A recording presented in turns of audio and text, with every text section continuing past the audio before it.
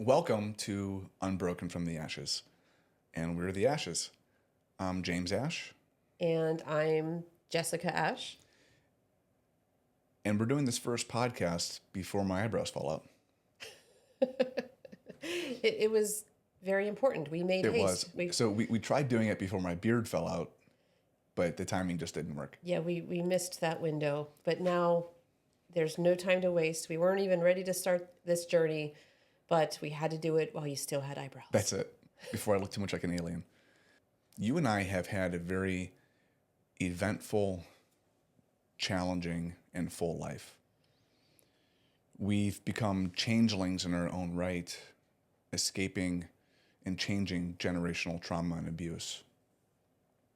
All of those prior battles and hardships we've been through have really given us the tools to handle this next battle well. The biggest battle. I think this is probably the largest and maybe the hardest thing we've had to try to face in our lives. And the people that know us well, our coworkers and our friends, look at how we're approaching this and our mindset with it, and they're astounded that we're handling it so well. And honestly, I attribute all of those other hardships we've been through, all of that practice doing hard things, to give us the skill and the right perspective to approach this right. As I was teaching private clients for a long time, it's combative, self-defense, firearms, that kind of stuff. A lot of the time I would share some of these stories to give perspective on what we were addressing for the day. And oftentimes my students would come up to me after class and give me one of their stories of something that they had been through and why they were taking the class. And what I realized was that stories like these are not unique. They are a very common thing that happen all over the place all the time. What might be common, what might be uncommon though, is maybe perhaps how we handle them.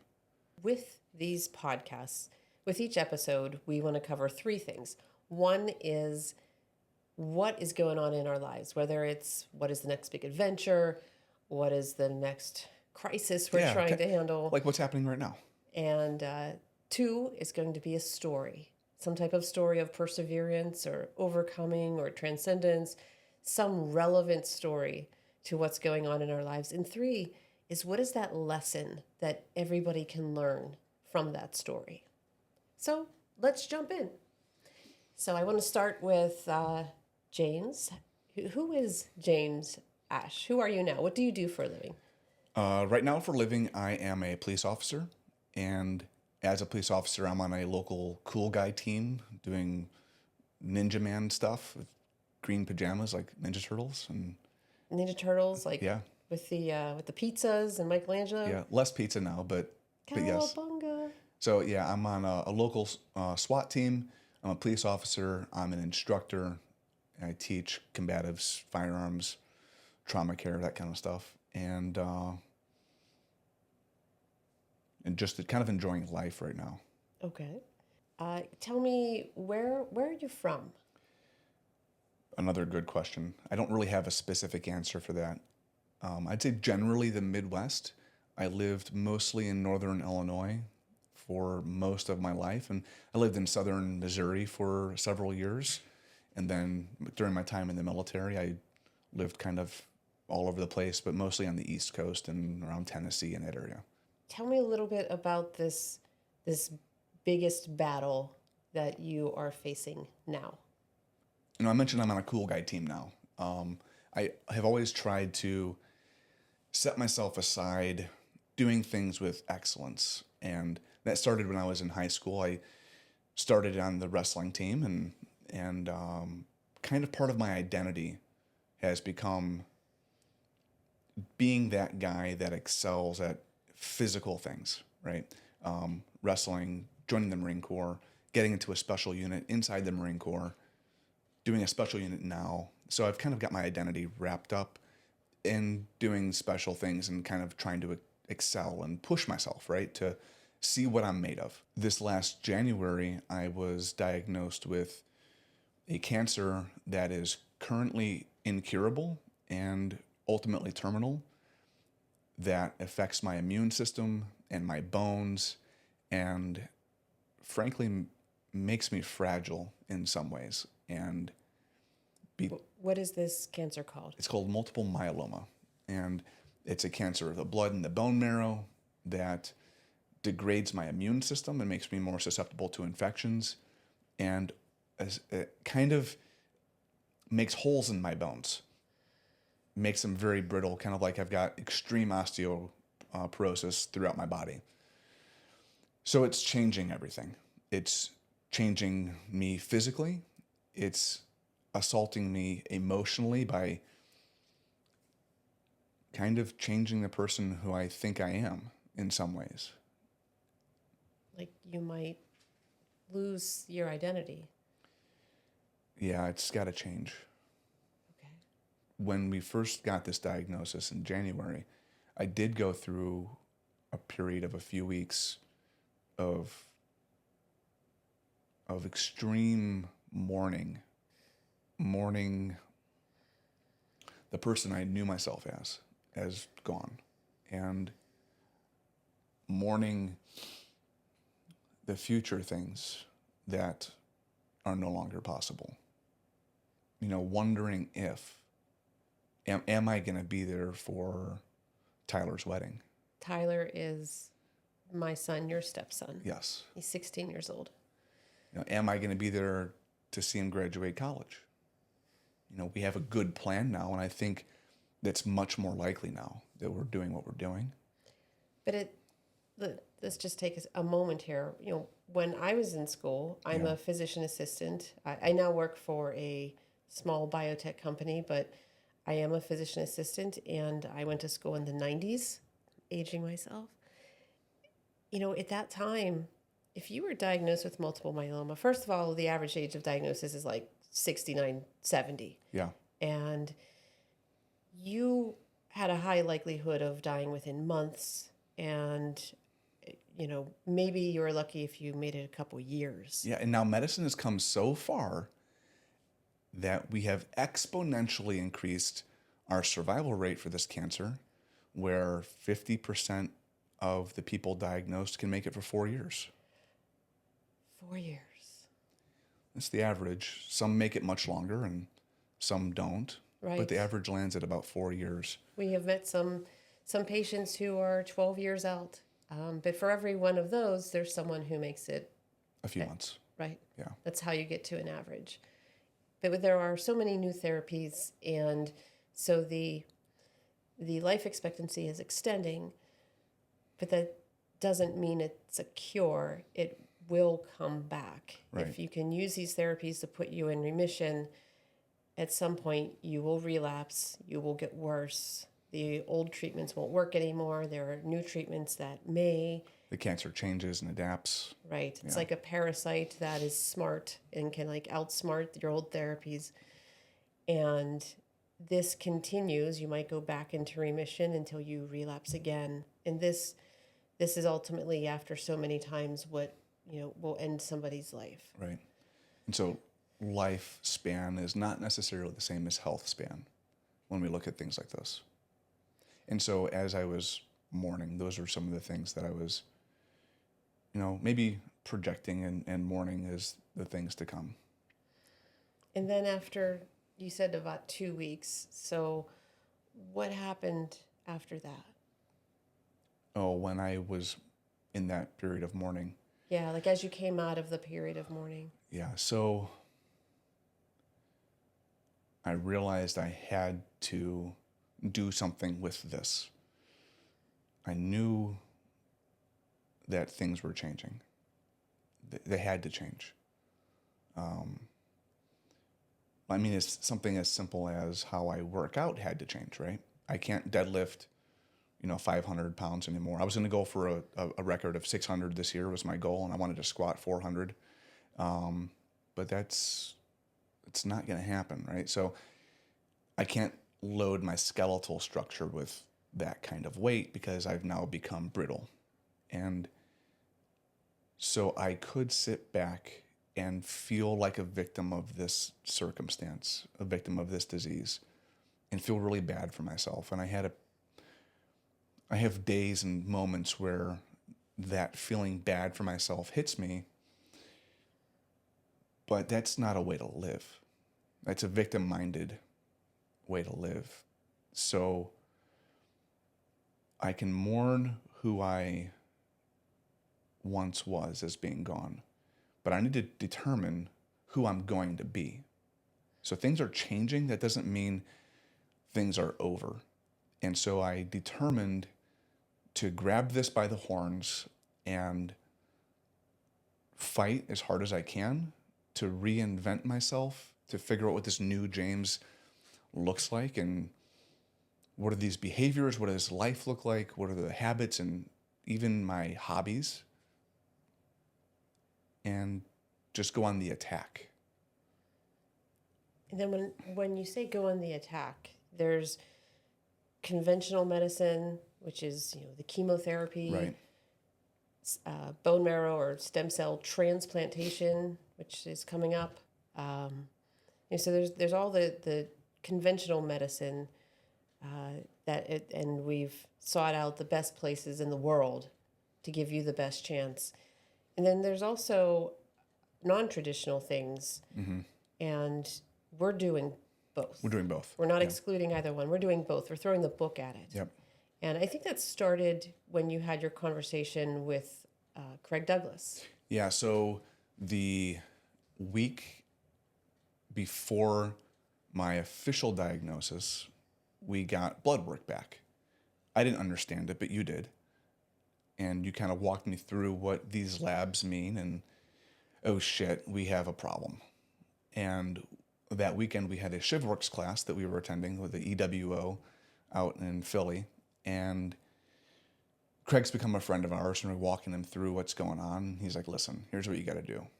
Start taking control. Go on a fast. If you know how to do a 1-day fast and you're comfortable with that, do a 5-day fast. If you've done a 5-day fast, do a 10-day fast. Something that puts you outside your comfort zone, but you can control, something to, grab a hold of. And he kind of walked us through a couple different concepts that he had. And so what I did was immediately I went on a 4-day bone broth fast. And then coming out of that, we went right into a brand new nutrition approach to do a few different things.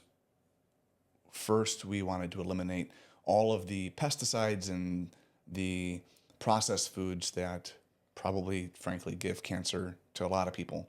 Right. There's so many things in our food in America that are banned in Europe because they're carcinogens. Yeah. If you look at your ingredients in your box and it looks more like the MSDS sheet of a chemical plant, probably shouldn't be going into your body. Right. So our approach now is essentially a whole food diet, meaning if you can look at it and see this is this food, right? I knew where this grew, or I harvested this animal. Essentially, if you can grow it or it had a face, that's something we're going to eat, right? There's no such thing as a bread tree, so we're not doing that right now. Eliminating all of the processed foods, the toxins, and those sorts of things in our nutrition plan has been key. And we've been doing that pretty consistently since January, minus my last stay in the hospital where I had less control of the food I was eating. Right. That was interesting. It was interesting. It was kind of almost a fast in and of itself. And on top of that, it's not just the chemicals and the things we put into our body, but it's also what goes onto our body, our skin, our greatest organ, our largest organ. And so we were looking at our deodorant and shampoos and soaps and, hey, does this thing cause or worsen cancer? We probably should get rid of that too. And we stumbled across a company called Cleaner, Klenr, owned by a Green Beret, and it's a veteran-owned business. And they make all natural soaps and deodorants, and they're pretty awesome. So we ordered some of their stuff, and in our first shipment, we got these bracelets that say "Spare No Arrows." And I was like, Jess, this is what we're doing. We are attacking this with everything we've got. We are sparing no arrows. And it immediately captured my attention and resonated with my heart. And so we've been wearing these Spare No Arrows bracelets since we got that first order. It's kind of become like a battle cry. Yeah. Right. Yeah, it has. And we've done other things. We've tried to cancer-proof the house, right? Get rid of as much plastic as we can. Yeah. Get rid of all the scented candles. Right, because what are we inhaling on that nonsense? Right, right. Everything that could potentially have some carcinogen effect, if we can, we're trying to reduce it or eliminate it. Right. And then we have to prepare for being immunocompromised, being, easy infections, because, houses, your carpets have mold spores in them. Right. And So so we've changed so much. we have, and thank God we had so many people helping us. We wouldn't have been able to do it without them. No. But we've done a lot, and that's in preparation for you having a stem cell transplant, because essentially your bone marrow is going to be completely eradicated with some really high powerful chemotherapy agents. They're going to nuke you, and then they infuse your stem cells into you, and the idea is that they will reseed your bone marrow, your bones, and kind of regrow your bone marrow free of cancer now. And then that new bone marrow will start to remake white blood cells, red blood cells. But during that period of time that it's trying to get established, you will have none. You No will have immune system. No immune system. In fact, a newborn baby has more immune system than you will have, because they get some of their mother's antibodies. Your childhood vaccines will be erased. Right. Now, I've heard a few people that actually have some residual immunity left over, but I'm actually getting 2 transplants. So they're going to nuke me once, and then they're going to nuke me a second time. So this will be interesting to see how I come out of the backside of this. Right. So big journey. But Big journey. in the spirit of spare no arrows, you're also doing some other interesting things that are non-conventional. What are some of those? Today, actually, I went to a local place sponsored by the It's About the Warrior Foundation, and I got ozone IV therapy, where they draw out, a unit of blood, they infuse it with ozone, run it through an ultraviolet light, and pump it back into me. I'm also doing ice baths. I've heard that there's... You're doing. yeah. I'm not. You should. No. It'll wake you up in the morning. Yeah, so I've heard that the ice baths are really good for mitochondrial health, and a lot of cancer is a dysfunction of mitochondria. So we are doing everything we can that has any kind of study that shows efficacy to help, because I'm going to do everything I can to get a few more years with you and with Tyler, and to impact the people around me. And Can I ask, can you share why you're doing this podcast? yeah, this is tough. So those that know me well would be surprised to hear I'm doing a podcast, because I am usually pretty private. I don't put myself out there very much as far as publicly like this, be vulnerable like this. And we're going to be very, very vulnerable coming up as we do this. But it's worth it, because, as I said, I don't know if I'm going to be around for Tyler's wedding. I don't know what that future looks like. And frankly, if there's lessons I've learned in my life that I want to pass on to him, this is one way to do that, one way to capture that. And maybe he's not ready for all these stories now, but maybe in 10 years he'll be ready to hear one of these things, or maybe it'll be serendipitous at a different time in his life. And the other reason is I know if our roles were reversed, if you had a limit on the ticking clock of your life, I would want to capture as much with you as I could. And so part of me wants to do this for you too. It's very hard for me because I've been hurt a lot, and I tend to put walls up and not let people close to me and not be vulnerable. But this is worth it. Where do you get the courage to approach this looming diagnosis the way that you are? What gives you the courage to respond to this so uniquely?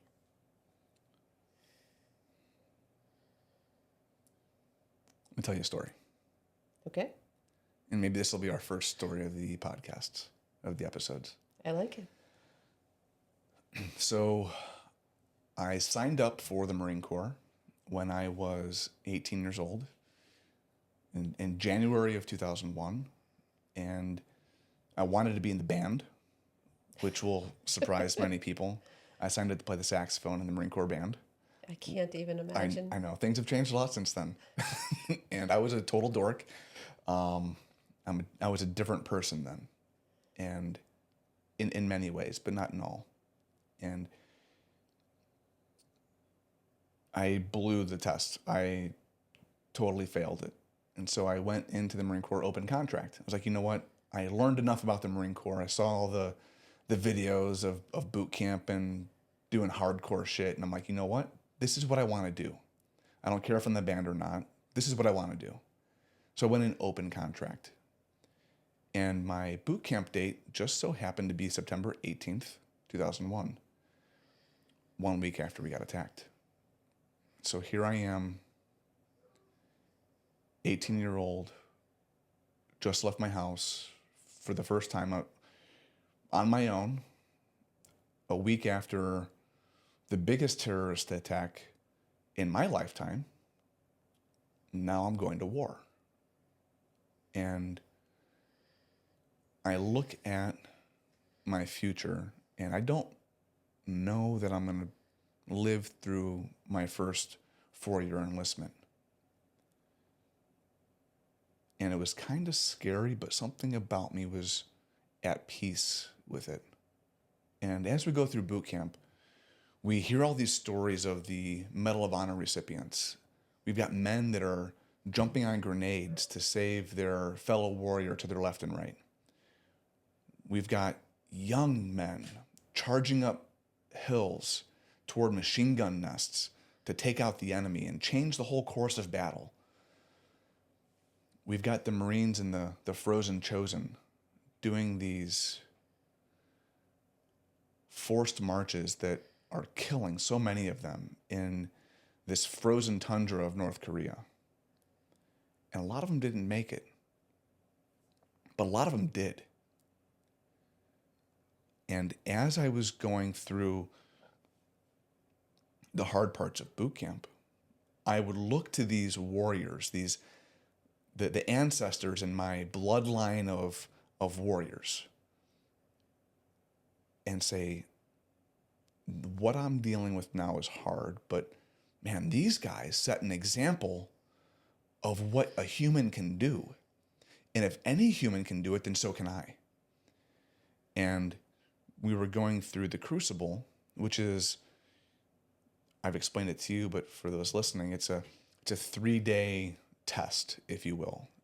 It's toward the back end of boot camp, where we put to test, we pressure test the things we've learned up to that point. Over these 3 days, you get about an hour to an hour and a half of sleep a night. You're carrying all your combat gear plus a rifle, and it adds up to something like 80 or 90 pounds. On top of that, you and your partner, like your battle buddy, you get to split a total of 3 meals over the 3 days. So you have to get a meal and a half each.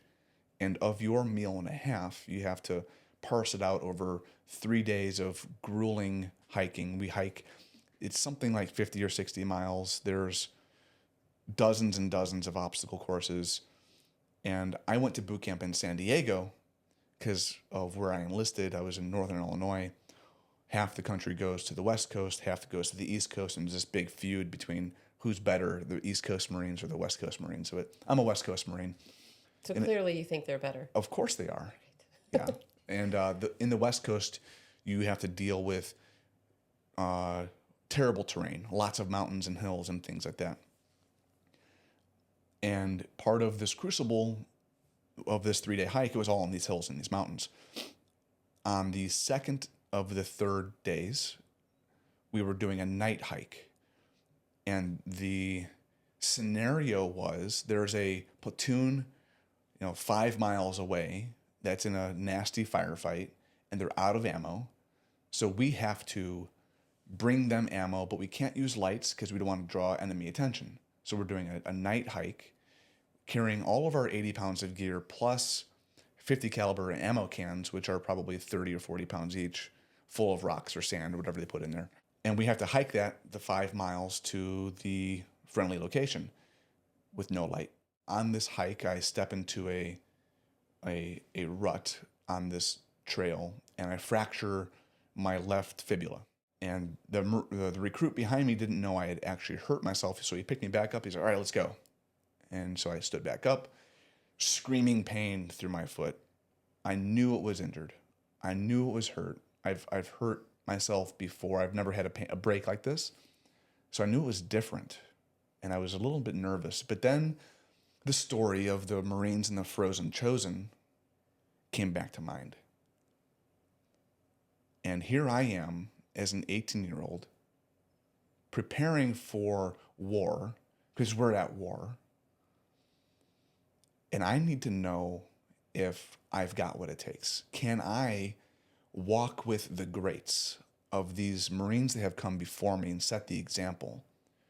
Or am I going to let them down?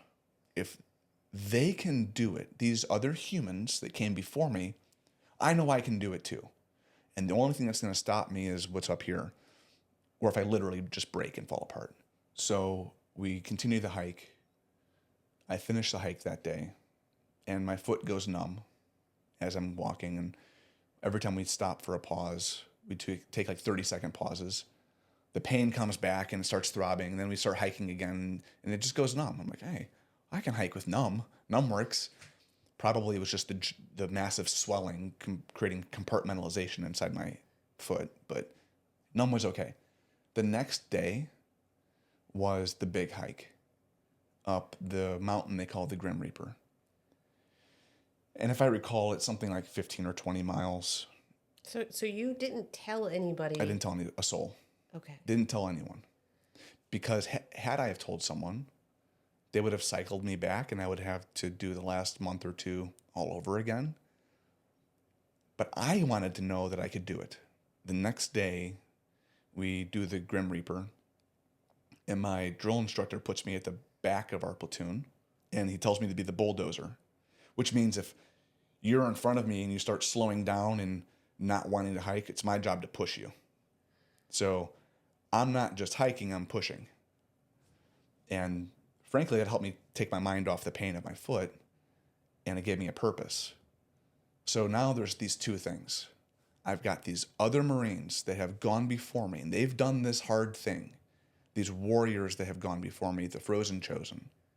And if they can do it, I probably can too. And I've got purpose. I'm pushing these Marines. At the top of the Reaper, I get my Eagle Globe and Anchor, and I become a Marine.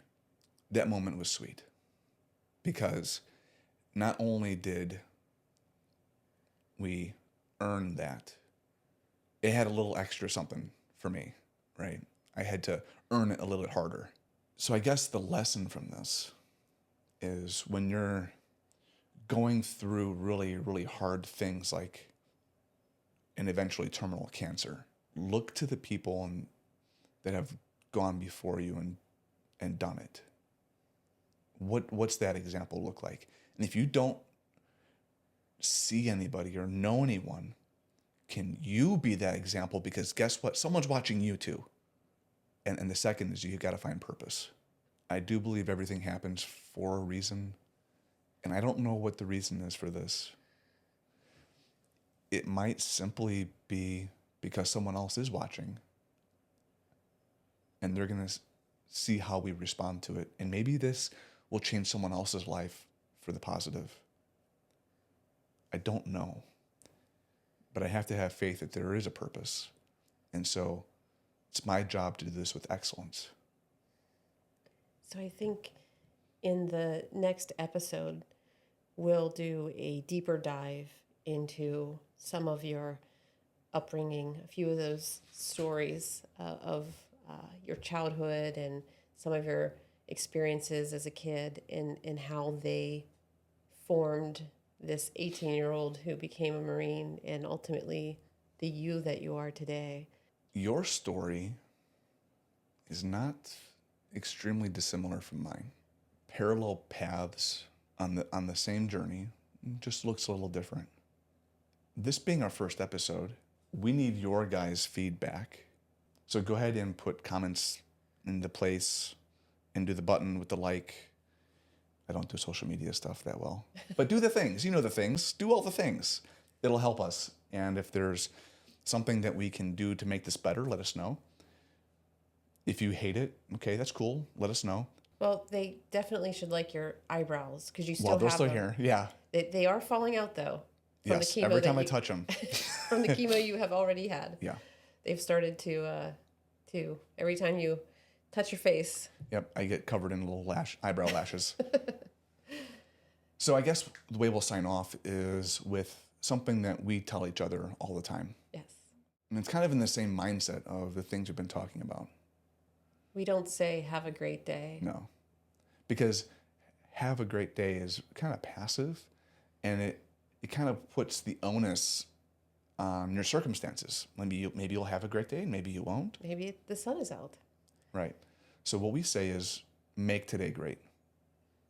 Because we can't control the things that happen around us, but we can control how we respond to them. And this concept stemmed from my gramps. And he said to me when I was a kid, if you're not having fun in life, it's your own fault. We tell each other, make today great. Because we have control in that. So as we sign off, make today great.